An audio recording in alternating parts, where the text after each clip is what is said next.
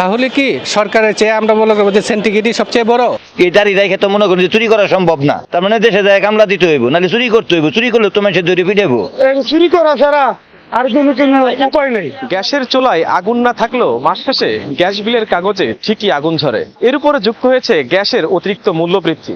বাংলাদেশের গ্যাস যেমন রান্নার কাজে ব্যবহৃত হয়, ঠিক তেমনি শিল্প কারখানা ও ছোটখাটো ব্যবসার কাজে ব্যবহৃত হয়। তেমনি আমরা দেখতে পাই বিভিন্ন চায়ের দোকানে গ্যাসের ব্যবহার। এটা যেমন জরুরি হয়ে পড়েছে, ঠিক তেমনি গ্যাসের সিন্ডিকেট বের করাও জরুরি হয়ে পড়েছে।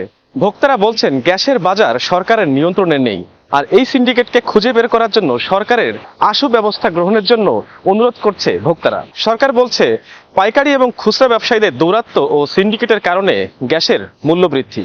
তবে জনগণ আসলে কি বলছে এবং জনগণের ভোগান্তির প্রতিক্রিয়াটাই আসলে কি, আমরা আজকে জানার চেষ্টা করব। দোকানে গ্যাস কিনতে গেলে 2,500 3,000 টাকা, কিন্তু সরকার যে নির্ধারিত রেট দিচ্ছে এইটা তো কেউ মানতেছে না। তাহলে কি সরকারের চেয়ে আমরা মনে করবো যে সিন্ডিকেটই সবচেয়ে বড়?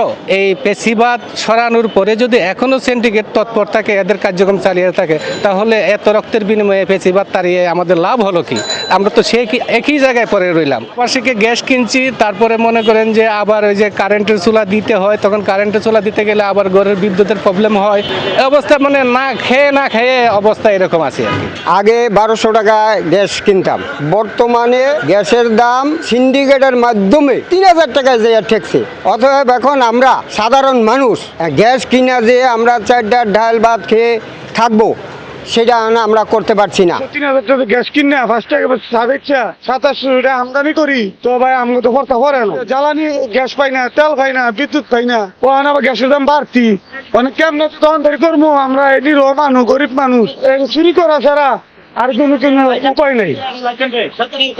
সরকার কম একটা চুরি করা লাইসেন্স দিতে, আমরা চুরি করি, আমরা অনেক আছে অনেক চুরি ছাড়া ভাই এখন আর কি করবো, ইয়া ছাড়া আর কোনো বুদ্ধি নেই। এই যে এলপি গ্যাসের দাম এভাবে বৃদ্ধি পেতে থাকলে আমাদের পক্ষে বিজনেস করাটা একবার ইম্পসিবল হয়ে যাচ্ছে। কারণ আমরা তো খাবার আইটেমের দাম বৃদ্ধি করতে পারতেছি না। এমনিতে দৈনন্দিন বাজারে যে পরিমাণ দাম বাড়তেছে, তার মধ্যে যে গ্যাসের দাম বৃদ্ধিটা খারাপ হয়ে দাঁড়িয়েছে।